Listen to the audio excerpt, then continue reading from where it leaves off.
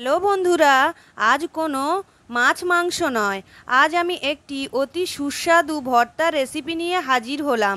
সাধারণত আপনারা চিংড়ি খান, কিন্তু সকলে চিংড়ির মুড়ো ফেলে দেন। আমার এই রেসিপিটি দেখার পর আর কখনো আপনারা চিংড়ির মুড়ো ফেলে দেবেন না।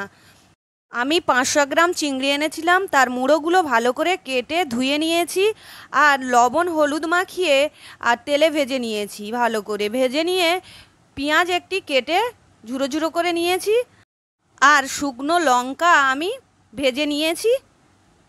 দুটো শুকনো লঙ্কা নিয়ে নিলাম। এরপর নিয়ে নেব স্বাদ অনুযায়ী লবণ আর অল্প পরিমাণ সরিষার তেল। যে মুড়োটা আমি ভেজে নিয়েছিলাম ওটা আমি মিক্সিং জারে দিয়ে আমি ওটা ব্লেন্ড করে নিয়েছি। ভালো করে ব্লেন্ড করে নেওয়ার পর এরপর এখানে সবগুলো দিয়ে আমি ভালো করে একদম এটা মাখিয়ে নেব। পেঁয়াজটা যত ভালোভাবে মাখাবেন ভর্তাটা তত ভালো লাগবে আর টেস্টি হয়। তো এরপর আমি এটা ভালো করে মাখিয়ে নিলাম।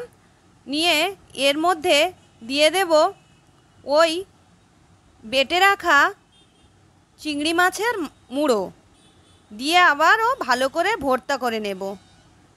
এই ভর্তা গরম ভাতের সঙ্গে অসাম লাগে। অবশ্যই আপনারা বাড়িতে ট্রাই করবেন, আশা করি আপনাদেরও ভালো লাগবে। গরম ভাতের সঙ্গে আর অন্য কিছু লাগবে না, এই ভর্তা হলে না এক থালা ভাত আপনারা খেয়ে নেবেন।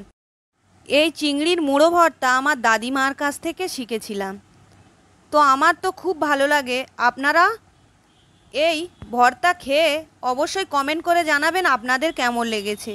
আশা করি আপনাদেরও ভালো লাগবে।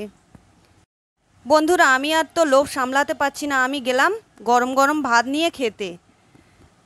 অবশ্যই লাইক কমেন্ট শেয়ার করবেন, পাশে থাকা বেল আইকন প্রেস করবেন, সাবস্ক্রাইব করতে ভুলবেন না। আজকের এই পর্যন্ত, আল্লাহ হাফেজ।